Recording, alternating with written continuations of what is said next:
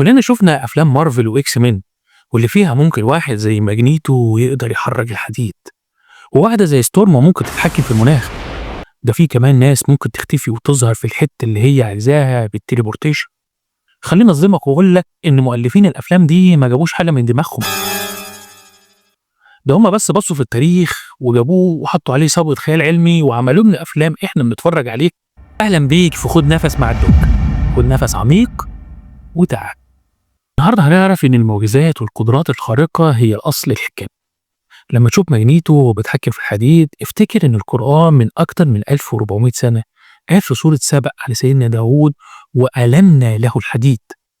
قوة خارقة حقيقية لإنسان ربنا سبحانه وتعالى رضى عنه واداها له كمعجزة. طب والتحكم في الرياح وكلام الحيوانات ده كان روتين يومي كده سيدنا سليمان بيعمله عادي في اليوم.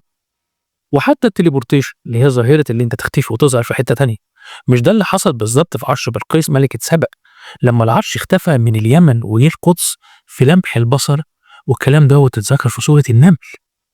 تعالوا اقول لكم على سيرة الحاجات دي مش موجودة بس عند الأنبياء، ده في سوبر هيروز عايشين في وسطنا جيناتهم عملت طفرات وبقى عندهم قوات خارقة محدش يصدقها وخلت العلم يقف قدامهم عاجز. أول مثال عندنا واحد اسمه وين هو، أو اللي كانوا بيطلقوا عليه رجل الجليد. الراجل دوت جري ماراثون بالشورت بس في القطب الشمالي، ومش كان مثلا بيستحمل درجة حرارة قليلة، لأ ده كان جسمه سخن، يعني من الآخر كان بيقدر يتحكم في جهازه العصبي. والكلام ده موجود ومتسجل في موسوعة جينيس، وهحط لك الرابط بتاعه في الوصف تحت. أو مثلا ستيفن ويتشر، ده واحد يقدر يرسم مدينة كاملة مجرد إن هو لمحها مرة هو في الطيارة، عدى فوقها بالطيارة رسم خريطة للمدينة.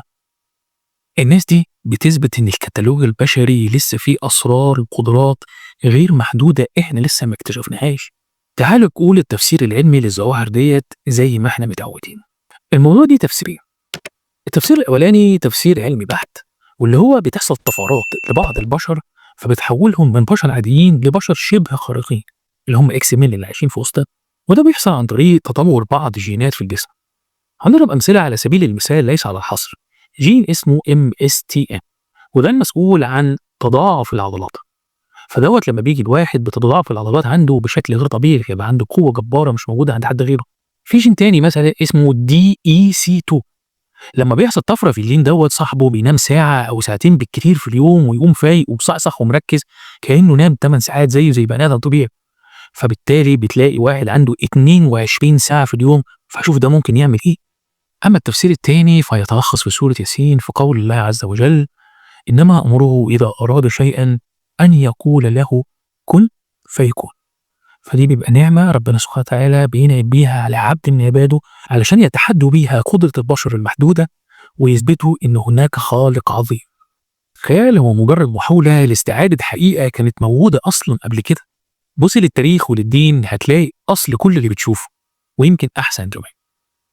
تخيل كده لو خيروك إن أنت تختار قوة من ضمن القوات اللي أنت بتشوفها في الأفلام دي، قول لي في التعليقات هتختار أنهي قوة فيهم، وما تستخسرش فيا اللايك والسبسكرايب عشان خاطر تشوف الجديد كله. وسلام.